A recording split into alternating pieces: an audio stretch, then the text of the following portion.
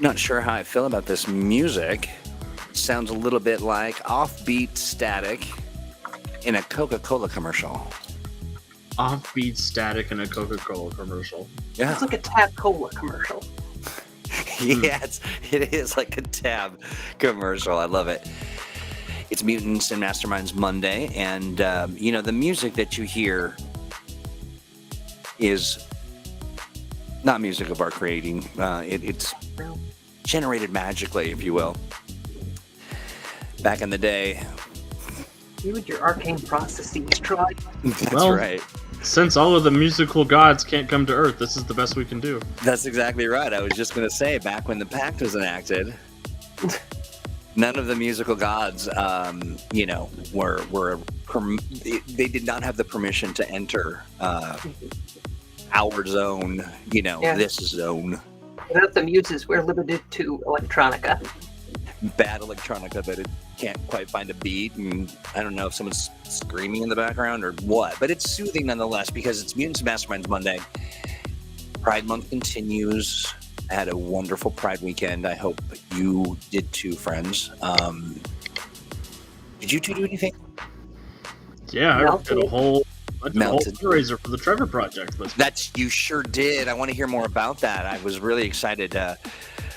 Was able to give you a couple tweets, but then I had to go do the revelry of my own. And Steve's not with us today because Steve is actually, I think he's having an extended Pride superhero sort of engagement, but he'll be back. Sean Duggan says, "The Pact." Ooh, Mumamo, let's go, says a book. Claude's here with some hashtag Mumamo, and AJ saying, "Howdy, folks." The gang's all here.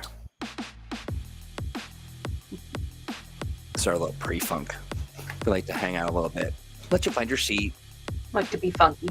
Yeah, we like to get funky. And we know that everybody's sort of squeezing into their superhero costumes. Their latex is all getting buttons and zipped and tied. And I'm surprised Claude came up with figured out the meta-narrative so fast. Yeah, that's really impressive. That's exactly... Wow. The Pact was in fact created to protect the gods from the wrath of foemen. That's very true. Well, folks, it's 7 after, and the show's over. Claude, thank you so much for fast-forwarding us to the end, but no, I'm just kidding. Well, it was really embarrassing for Apollo and Artemis when they faced Fletcher Beaumontius all those many BCs ago. Is that really a name, Fletcher Beaumontius? It's technically a name. It is not a correct name, or... Because I'm buying it. It's a good one, Alex. That's a really solid name, Fletcher Beaumontius. Hey, RC Baylor here. Craig says, looking forward to this. Claude's talking about skill mastery, insight at play in real life. Matthew Tyler says, howdy.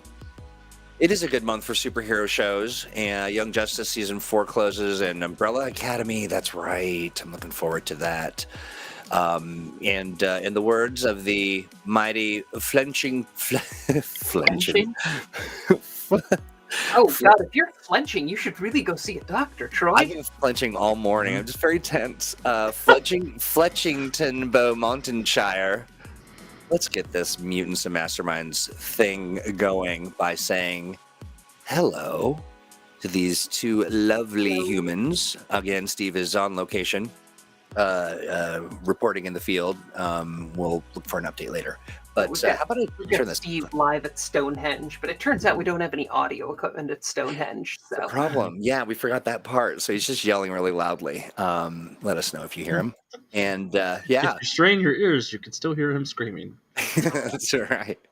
Put a shell up to your ear when you're hanging out with Fletchington. Sean A. Vieira says hello. Raymond likes to get funky as well. I am funky, I guess, because I am a disembodied cloud of gas. So I pretty much operate at funk levels at all times. So yeah, was that inspiring? Oh no, I can just alter what color my lighting is. We're learning. Like, I do love it. I do love it. Okay, so people have been very excited about the Pact and learning more about it, and it's kind of an epic sort of now. I'm going to let you describe it, but I do have some questions along the way. all right. Well, the long and the short of it is the Pact was a massive spell cast by Earth's master mage, Simon Magus, sometime around the end of the Roman Empire. We haven't specifically said when.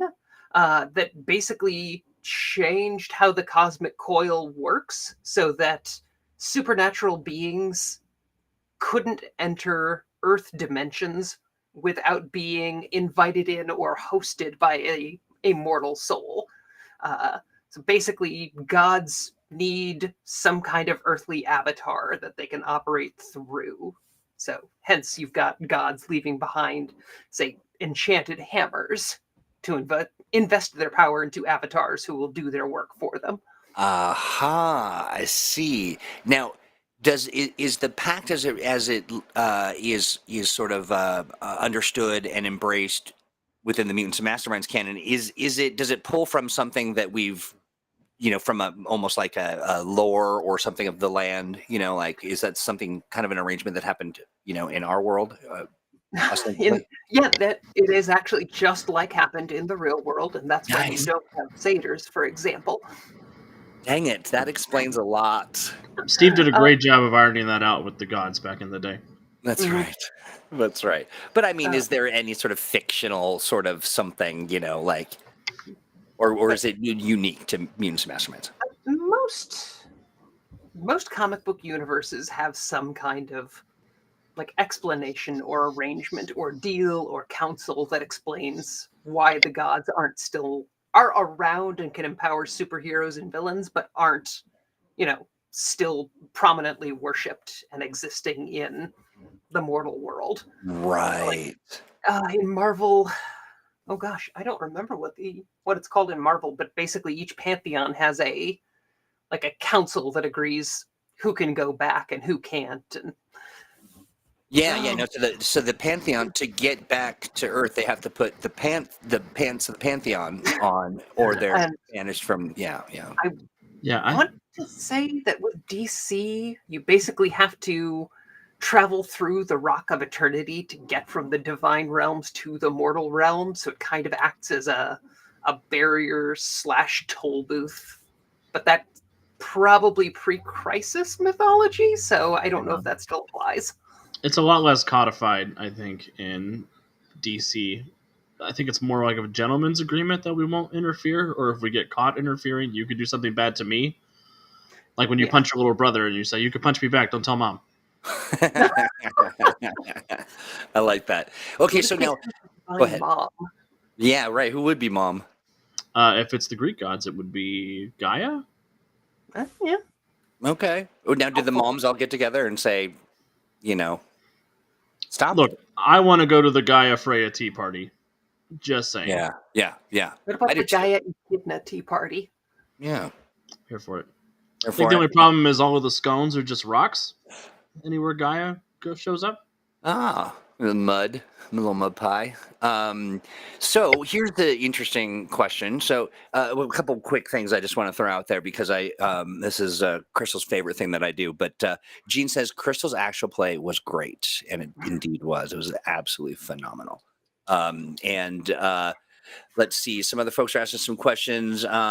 Corey Alcorn says, but the God of Rock still managed to get through. That's how we got Freddie Mercury. That's true. That is very true. Yeah. Get them puns running.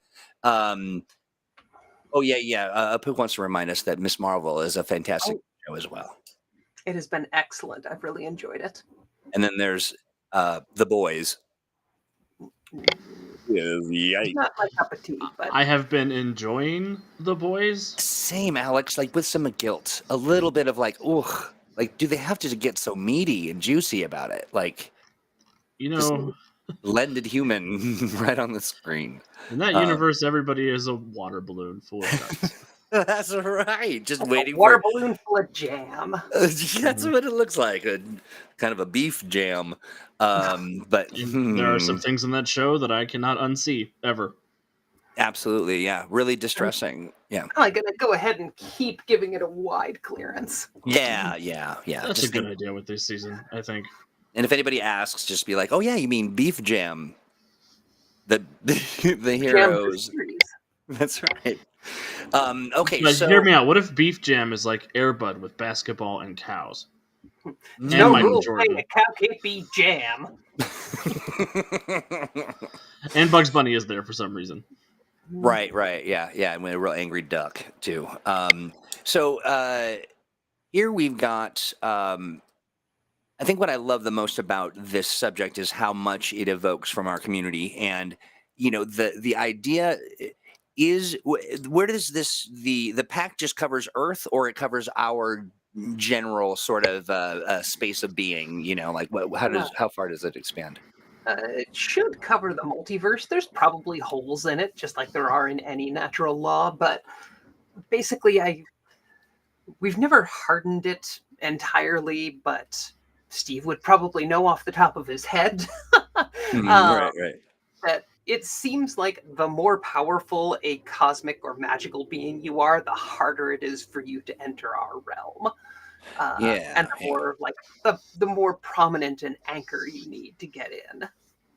So the god Horus can't act directly in our realm. He's got an avatar, specifically a human that wields a hammer invested with his power.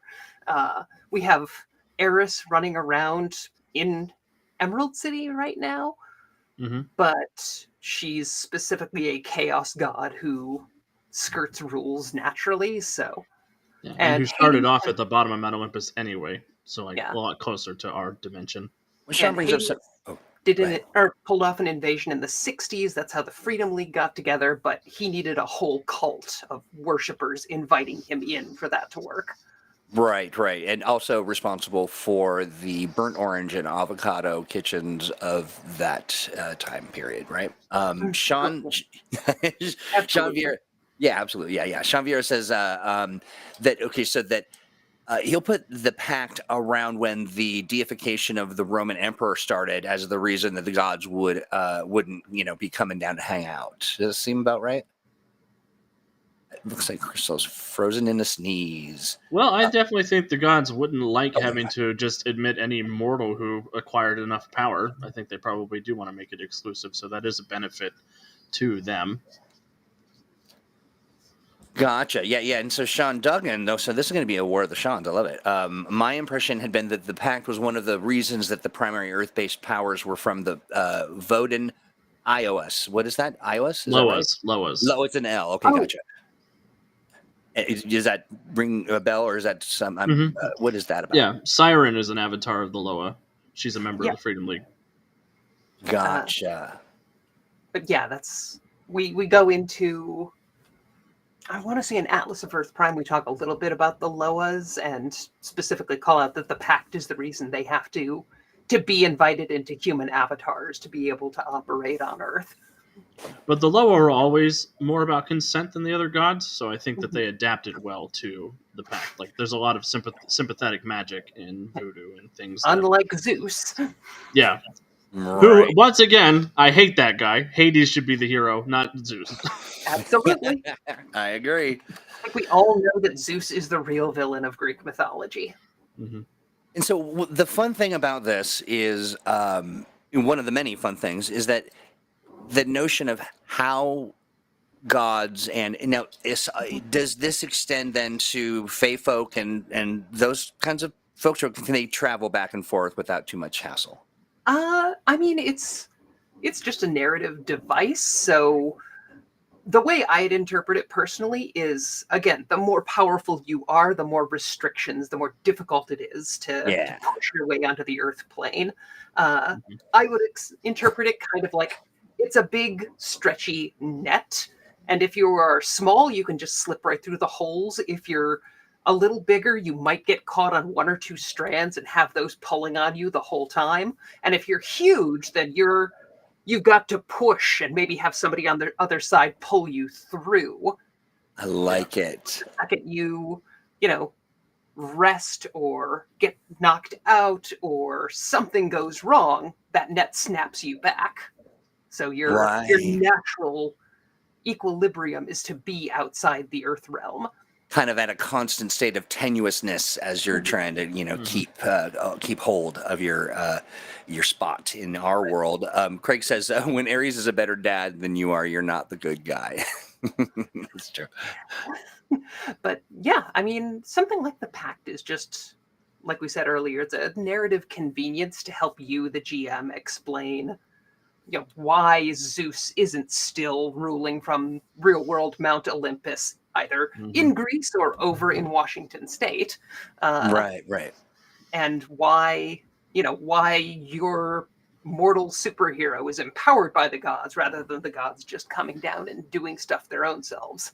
Right. And also the great stories about how somehow a human accidentally opens the door and lets some troublesome deity into the and I love absolutely love that. And I also love just that notion of that net visual is a really great kind of like you've been able to sort of let this big god in, or they're on their way, the harbinger comes, and then here comes Galactus, like kind of something. It's when you frame your big world ending like plot lines with that kind of sort of metaphysical explanation, it means the players don't necessarily have to defeat your PLX Zeus or whatever god is coming to destroy the world. They just have to take out the like 4 tethers that are letting him occupy the real world. So maybe for the invasion Hades is organizing to work, he's got to have like 6 cultists who volunteer to be cosmic anchors in the real world. And if the heroes can find them and work a ritual on them or just knock them out, then once all 6 of them are knocked out, Hades gets catapulted back to the divine realm. I love that. Claude says, I can see the gods, seeing the superheroes as new gods and wanting to come and fight them and challenge them. And Raymond says, one of my favorite Superman stories has that as a central conceit. In All-Star Superman, Hercules comes to Earth and is like, hey, you're like me. Let's fight.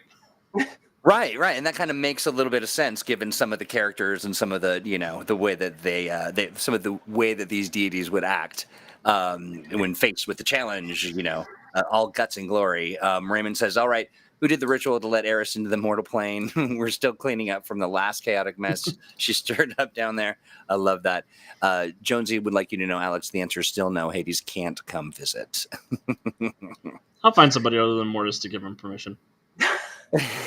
Right. You just have to give them enough permission. Right. Yeah, exactly.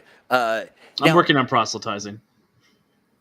And so here's a question. Crystal, I think you said this to me when we were just having a chat about the actual nature of the agreement or the pact.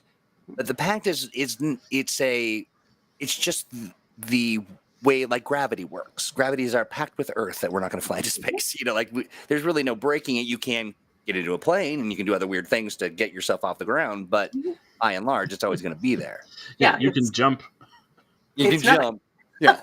Despite the name, it's not a contract or a gentleman's agreement or anything like that. Like it's Simon Magus went in and sort of changed the physical structure of reality. So gods can't necessarily come down and keep messing with people's lives.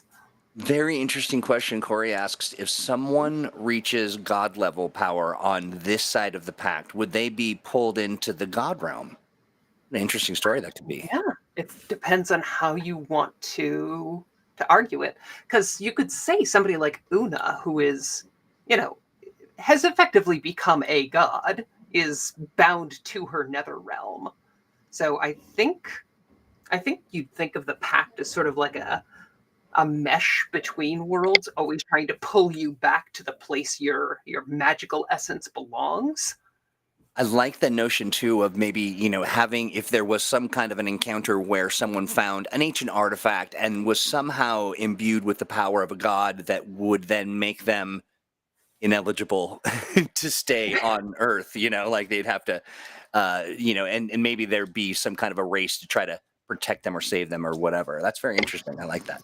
I think it would also depend on the nature of the power that they are accumulating. So, like, if they're accumulating divine power, I think maybe that would flag the pact. But if they're empowered by the Terminus, maybe they get sucked into the Terminus instead of out into the God realm. Or Yeah. It's some fun, like, high-level Kirby-esque stuff you can ask, questions you can ask about your campaign. I love that. I also love the idea of Bruce Campbell as Hades. Mm. Brilliant. Yeah. here for it. Yeah, absolutely. And John says an obvious adventure hook is stopping a plot to change the magical laws back to what they were prior to Magus's interference. Yeah. Could be fun because the villain would have to figure out what Magus did in the first place, so you'd have to track down his notes or maybe pull off some kind of ritual so that you could witness how he performs the pact. So that would be some kind of scrying ritual or time travel ritual. Mm-hmm. So if you could time travel and wanted to undo the pact, why wouldn't you just travel back and kill Simon Magus before he enacts the pact? Before he becomes Master Mage. Oh, yeah. Well, then because somebody else becomes Master Mage. They might Are there any when it comes to that kind of stuff, when timey-wimey stuff, if you're a Master Mage, I'm imagining that you are protecting yourself on several axes, including time. Like, is there some, or do you become like sort of a all-powerful bookmark, like can't be moved? Like, that's just where you live in the time. Like the fixed point in history. Yeah, right. I mean, we don't cover time travel too much outside of the time travel codex, and we talk about the Earth Prime timeline being flexible, but you can make small changes, but it'll still always try to flow back to its true course. Mm-hmm. Yeah. Oh, yeah. Try to. It will. You can kind of move it a little bit. It will always wend its way back into the shape that it. So there's not necessarily fixed points in time, but there are curves that the river follows as it flows through time. Yeah. So realistically, if you went back to try and stop the pact from happening, what would happen is you'd kill Simon Magus, and then another Master Mage a few years later would do the pact or create the pact. And then the pact would kill you. Yes. Right. And then the Time Hounds come. That's right. And realistically, we do have the Timekeepers in Earth Prime, whose whole job is to make sure things like that happen, to keep, major cosmic events on a schedule. So they would probably come after you with their weird clockwork enforcers and chronovores and all kinds of other weird monsters and villains that we introduced in the Time Travel Codex. Well, very interesting. They're not the only ones that'll come and get you. There's that Nazi gorilla ghost who will come and find you. The Nazi gorilla ghost. Yeah. Wow. He's not always a gorilla. Correction. He is just a Nazi ghost, but he likes to be a gorilla. I love that. He doesn't like to be a gorilla. He is just a gorilla for the time being. It's just for now. He's in a gorilla timeshare. It's like when I get an Airbnb, I don't live at this the AM/PM. I just happen to be at the AM/PM for 5 days straight. That's right. That's right. So, all of this stuff is just so rich for storytelling. I'm wondering, as it relates to, one of the challenges that I picked up as I become more of a tabletop gamer and finding myself in games is that what I do enjoy is a mechanic or some kind of a sort of a game that plays within the game. Like, for instance, would it make sense or could it make sense that if you were preventing a god from breaking the pact, for whatever reason, time, space, Airbnbs, all of that notwithstanding, that there, you mentioned 4, like 5 anchor points, we'll say, just 5, I don't know why, and, located in various spots, and that as they kind of come into being, then makes it easier for that god to kind of stay. Like, is Mutants and Masterminds so flexible that you can create that kind of a side sort of mechanism as you're trying to, go through the encounter and then, prevent this from happening, but there's sort of a clock ticking and pieces popping into place? Like, how would that be managed in this context? I mean, you could build that as like a challenge sequence where the faster the players figure something out, the fewer of these anchor points your enemies have time to set up. Or you could just run it completely narratively where, they've set up these 5 points and the players need to investigate to find out where they are, maybe shake down cultists. They might not even know about them until some NPC pops up and says, "Oh yeah, well you can't beat him directly. You've got to do, the thing." That's right. Yeah, I love that. That's a really common trope in comic books where an NPC or a side character who's not powerful enough to do it themselves pops up and offers to share advice. I like that. Aura says, obviously we fight the god with a children's card game duel. Mhm. Yeah, it's some slapjack. They go to the Shadow Realm when they lose. Up comes the Uno deck. I like that, Aura. That's great. All right, well, go ahead, Dogs. Much like a god trying to circumvent the Pact, I also snuck something past Steve recently, where gods are able to come to Earth if they voluntarily depower themselves. Oh, that seems to make some sense. Credence to my theory. Also, I play a green-red deck, so let's do this. Let's do it. I love it. Okay, so here's a question then. I love the sort of loophole, deal with the devil, trick kind of, can you outsmart, the whatever, figure out my name and I won't eat your baby or something, Rumpelstiltskin or, that kind of a thing. And in this, definitely gods try to, I can see some trickstery gods trying to trick their way, in how might you go about setting the stage for that kind of a trickery without doing something so obvious that people are like, I remember this, I mean, it doesn't necessarily have to not be obvious for it to be something that's still frustrating to the players. Like, if you've got a Fey trickster who can only stay on the Earth realm so long as nobody says their name out loud, well, players will obviously try Rumpelstiltskin, but if that's not the Fae's name, then they've got to figure it out. They've got to, find somebody who knew the Fae in the past and wrote about it in a journal, or they've got to find, old records of the last time this character came into the real world, or the last superhero, or maybe the supervillain that summoned them, or, I love that. In the meantime, the players don't know it, but they have joined the trickster's game now, and they have become the object of the trickster's fascination, which is less good for them. Which is why they're rabbits now. That's right. That's right. Sean asks, is there a book series where the gods vacation in a small town, but in order to stick around, they have to temporarily give up their godhood? No, I think we invented that very idea here on this program today, Sean. So that's not the Iron Druid Chronicles, is it? I don't know. I don't know either. I'll double check. Is that Twilight? No, I'm just kidding. Vacationing in beautiful Forks, Washington.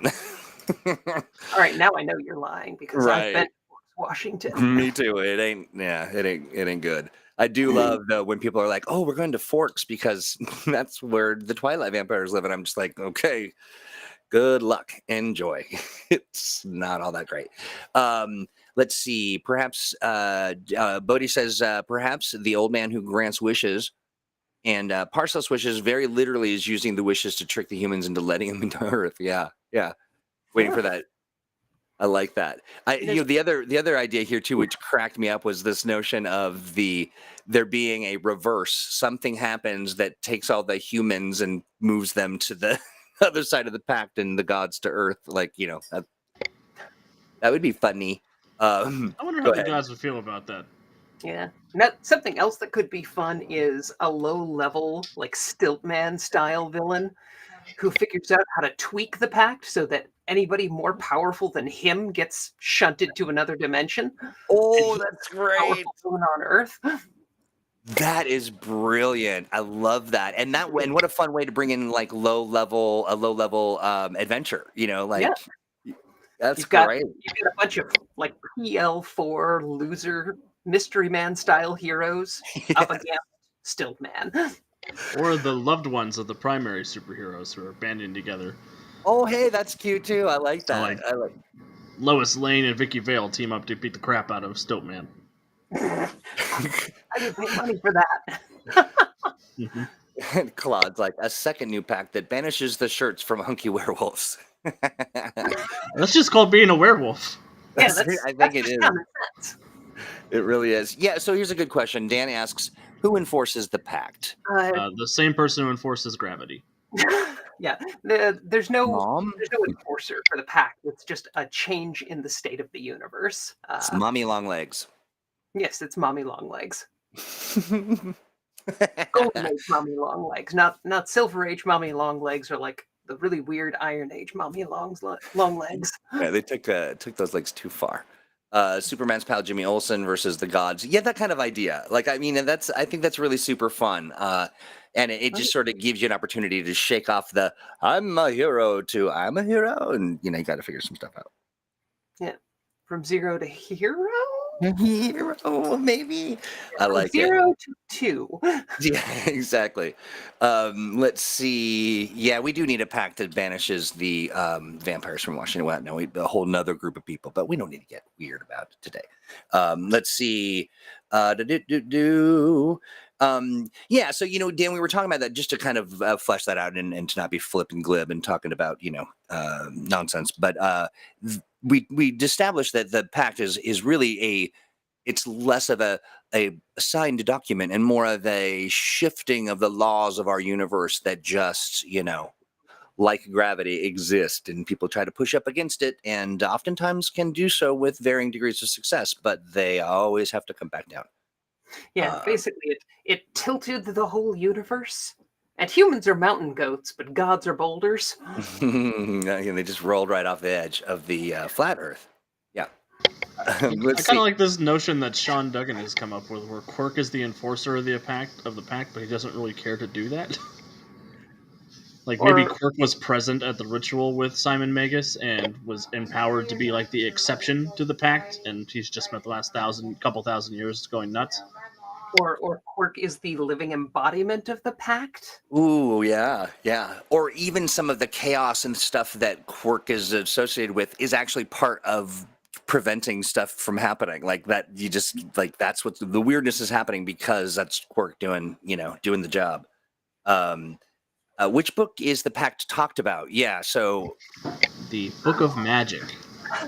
So it's mostly detailed in the second edition Book of Magic, but we've talked about it briefly in, I want to say, the Atlas of Earth Prime. I know it's mentioned briefly in Hades' write-up in, did we put him in Freedom City? Oh gosh, I've read so many versions of Freedom City at this point. I think Quirk is in Freedom City. I think. Hades. So, Hades. Yeah, Hades is in Freedom City for sure. He's right up in Freedom City, but the point where we stayed out flatly, like this is what it was, and it was Simon Magus, and these are the rules for it, are outlined in the Book of Magic, and it's increasingly sounding like we need to just update the Book of Magic to 3rd edition. Yeah. I support this notion. I do too. I think it's a great supplement, and I mean, most of the problem is it's a lot of new feats and magic items and some really cool stat blocks and various like villain concepts. Gatekeeper is in here, who's one of my favorite heroes. We love Gatekeeper. He's shown up on our stream a couple of times as a prominent PC substitute when another character couldn't be there. Yeah, look at this. Well, and a lot has changed in the magic status quo of Freedom City post Nether War. So, like, In what regard would you? I mean, how would you describe that to? Well, there's not a Master Mage living on Earth Prime canonically. We left that open for player characters, but what does a lack of a Master Mage do to a dimension? Or Yeah. Is Seven trying to do both at the same time until somebody else steps up? Or Yeah, well, we've talked about it a little before, and basically, magic goes increasingly wild.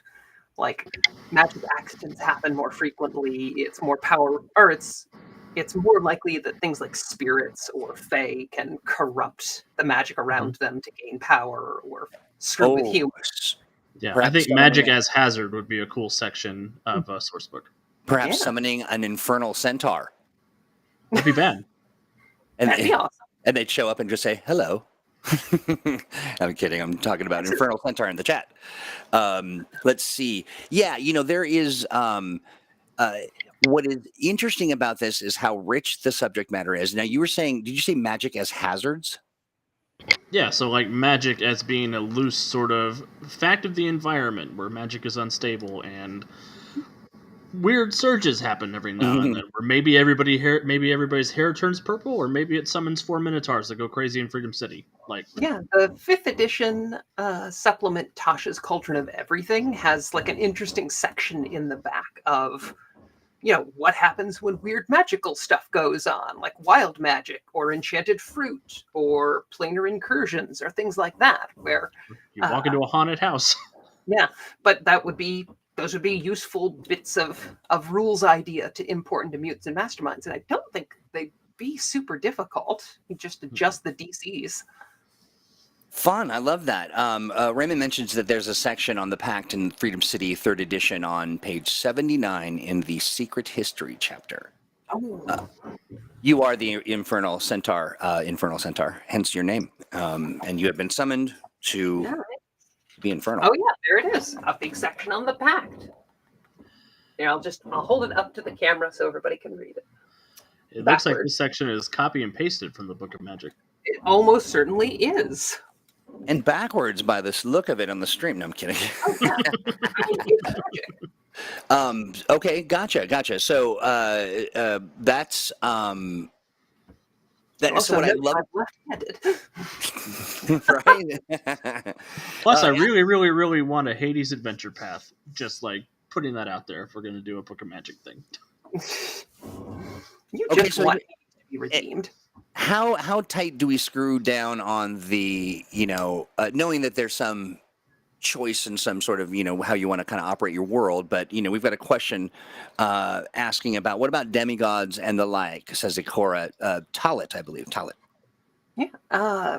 I mean, again, it's going to be open to your interpretation. I would assume it's like gods, but the requirements aren't as stringent. So whereas a god needs a whole cult to invite them to Earth and a big powerful ritual to like pull them, a demigod probably needs like one guy or some magic talisman that sort of anchors them in the real world. Like they need to convince somebody to basically Uber them into the Earth plane.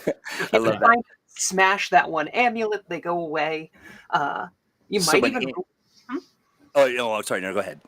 I was just going to say, you might even rule that if they were born on that plane, then they can just come and go freely from that plane, or they can come and go over the course of a mortal lifetime. So, like, your first 90 to 100 years, you can just be on Earth, and it's fine. And then eventually, you outlive your mortal fate and get shunted off to your divine realm, and you have to come and go like a god.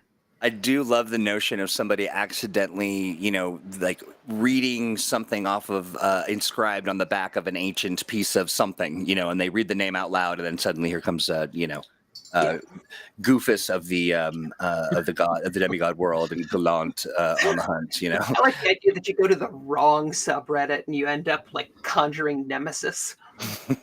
Yes, This is exactly. bad. This is not what I ordered. Fleming gods. But I can kill any one of your enemies for you. Yeah. So here's Craig asks, could a demigod's mortal parent serve as an anchor for them? Yeah, why not? I think so. Great.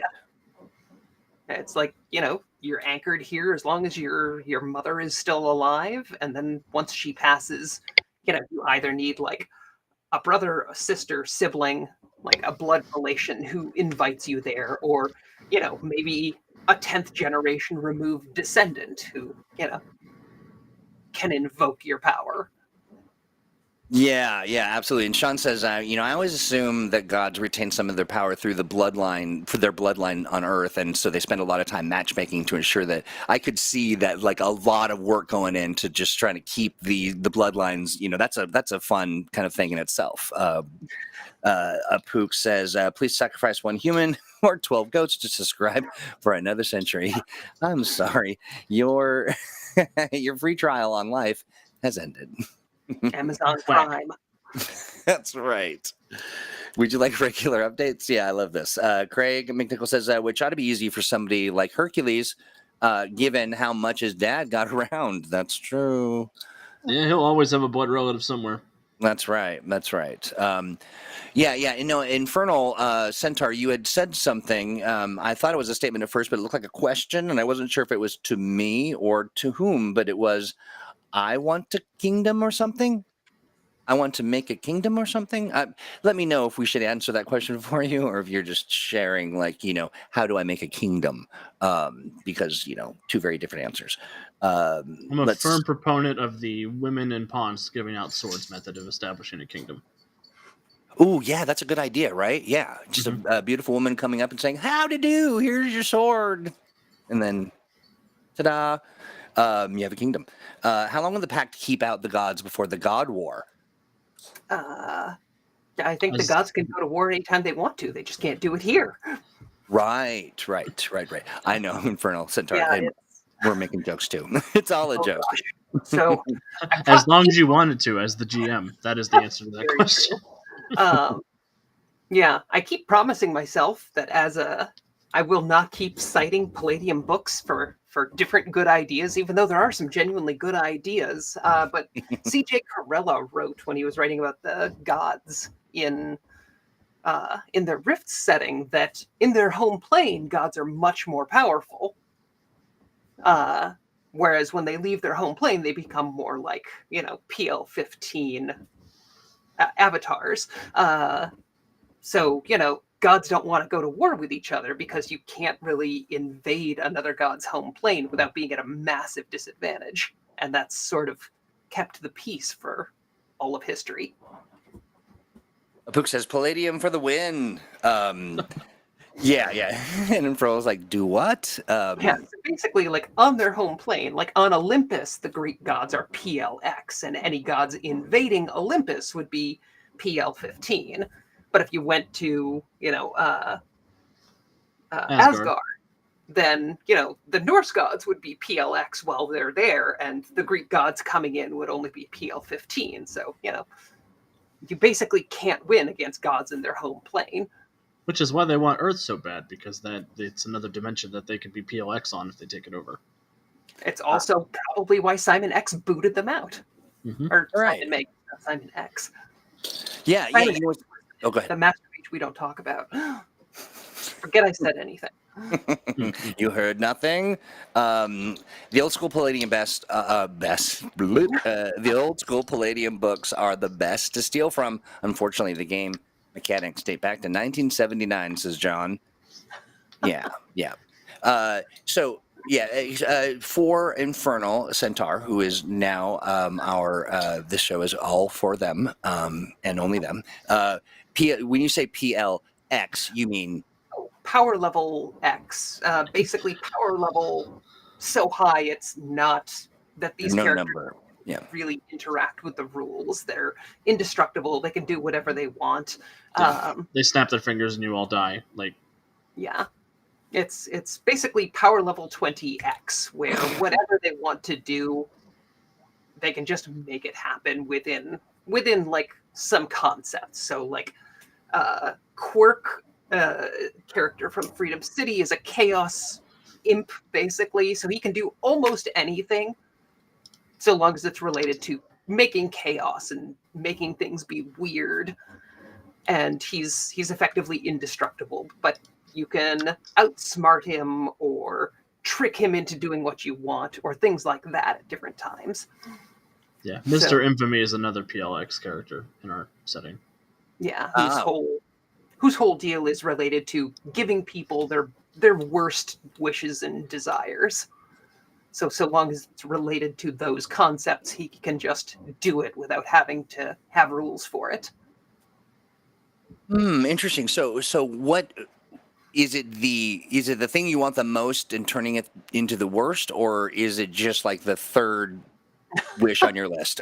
It's usually the wish most related to your base desires, like, you're tired of being pushed around, so he'll give you superpowers that are built around your ego or around your rage, or if you're a racist bastard, he'll just give you powers so you can go out and do horrible racist things. Or if you want to save people's lives, he might give you the power to steal life energy from people and give it to others. Oh, right. Yeah. To make just a very awful choice out of, wanting to do the thing you want to do. I like a Pook's explanation of PLX. It's PL poof. Poof, you're dead. Yeah. Poof, you're healed. Poof, you're moved. Yeah. Pretty much. Yeah. Poof, you're in a TV show. Poof, you're in a TV show, right? We have an adventure where Quirk just pops you into cosmic cable because he's bored one day. And if you keep boring him, he changes the channel and the whole game changes. I love it. I love that. So, in other news, Infernal Centaur would like everybody to know that they have a character. So I feel like we have done a lot of good work today on the program. We've done other work not on the program too. That is true. Really true. That is true. Why don't I share what that good work looks like? It's sure beautiful, and it's like you're reading my mind. But folks, you're gonna like this a little preview. Give them the good news, Crystal. Have you heard the good news? Have you heard the good news? There we go. There we go. That did not export quite right. Some of the fonts are weird, and the images are a little grainy, but the guide to Starhaven is done. That's Yay! So great. I don't know why I'm monotone about it. Yeah, we put together a book. My personal life got hammered ridiculously over the last year, but it's finally out, and it's going to be print on demand. And the exciting news is we have made some deals, and we are going to have print copies available at Gen Con. Nice. We're not getting a huge print run of it, so if you want a print copy, it'll basically be it's going to be the equivalent of what you can get at Drive-Thru for their print-on-demand service, so it'll be available. I love it. That is awesome. But if you want to come signed by Alex and Steve and I, come to Gen Con and wear a mask because the pandemic isn't over. Hey, are you, Crystal, you'll be at Gen Con? I will be. I better be.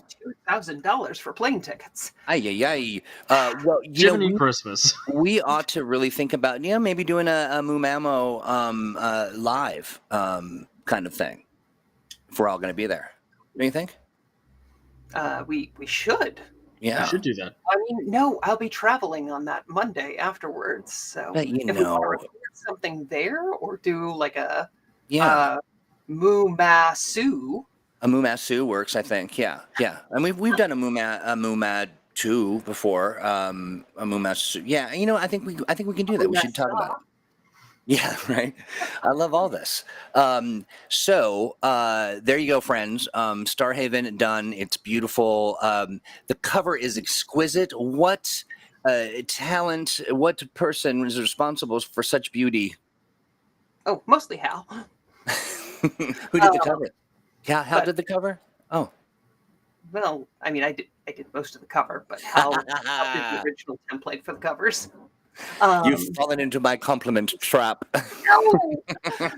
You're going to the Shadow Realm forever now, Crystal.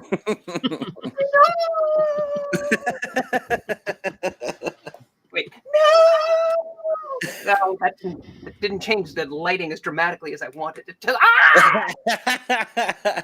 There we go. You're watching it live, friends. There we go. Well, that's exciting. Yeah. Go ahead. Sorry. Starhaven is a supplement we dreamed up because everybody here on Mutants and Masterminds Monday and the Mutants and Masterminds Patreon were so excited about the idea of Starhaven, which is the ruined city on Europa that has been claimed and is being rebuilt by refugees from galactic civil war. So it is a product that exists entirely because of the fans, and I'm honestly really excited about it. Me too. Everybody had a hand in sort of voting, like who's who's the who runs the show there. Everything from sort of aspects of the storyline to, I mean, it's just really a lot. It's a lot of fun. And all this from kind of a throwaway mention that happened somewhere along with, Starhaven's really close to my heart because I ran an adventure set in Starhaven on the actual play here on Mutants Masterminds Monday. And about a week after that is when Crystal called me and said, "Hey, do you want to come work with us?" So it's very near and dear to my heart. Yeah. I love that. Do we have a date for release yet? Not yet. We'll let you. Yeah, it is. We're working on it. Just going through the paperwork process at this point. So the PDF should be available in the next couple of days, barring any more disasters. But layout is done. It has been approved. It has gone off to ops, so it should be available for order in the next couple of days. It'll be up on drive-through, so you can also get it print on demand if you want a softcover copy. It is about 75 pages, if I recall. And matter of days, Claude. Like, really, truly. I mean, unless something happens to the fabric of the universe, like some gods come through and mess up the joint. I know, right? Damn it, Simon. Yeah, right. This is why we don't talk about Simon X. That's exactly right.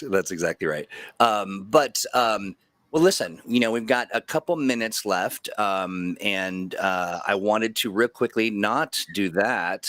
My face is too big. Where's everybody going? How fun. Oh, God. So that was the not magical sound effect. This is the one I wanted. You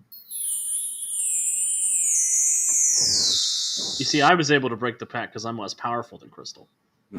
That's right. Mm-hmm. And well, so speaking of Crystal, as our resident goddess, what do you got cooking? Anything that you want to share with the world? Anything cooking that's fun? No, nothing comes to mind. Just kind of scrambling to get our schedule caught up and up to date. Yeah, get our schedule back on schedule. Absolutely, yeah, and that in itself is a beautiful thing. Absolutely. So, hey, Alex, how about you? What you got cooking? Well, if you want to learn more about Starhaven, I am running an actual play set in Starhaven right now. It'll be starting in about an hour over at twitch.tv/Untold Stories Project. We're going to a big pyramid where supposedly a preserved body of a preserver is hanging out. So we'll see what that's all about. I love that. A preserved preserver. Ooh.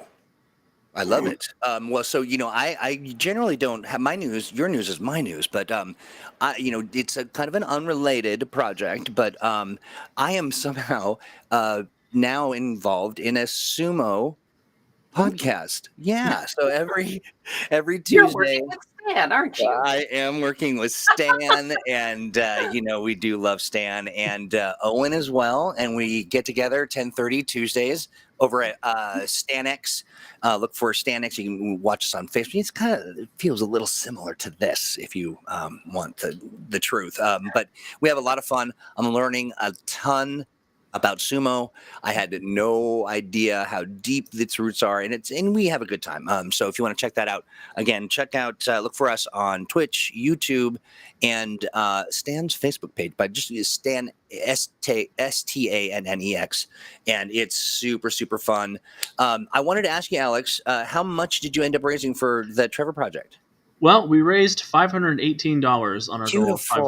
$500 for the Trevor Project. And I hit somebody the hardest I've ever hit them in M&M last night. Oh, you did? Okay. I did. It was great. My character used used power attack, got a critical hit, had multi attack on the attack for another +5, and it wound up being like a DC 46 toughness save. Oof. Wow. Yeah. Well, for that, you get one of these. No, that's not it. All right, I'm giving up. Hey, everybody. I'm sorry we bought you that soundboard. I know, right? Right. I know. Here we go.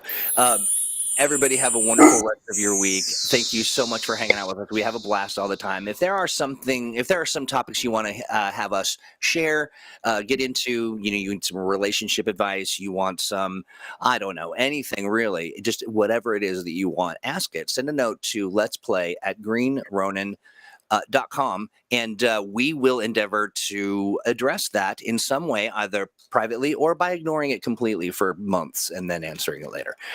Hey, you two, a wonderful show. Thank you so much for hanging out, and we will see everybody next week. Bye. Hi. Bye, everybody. Oh, there she is.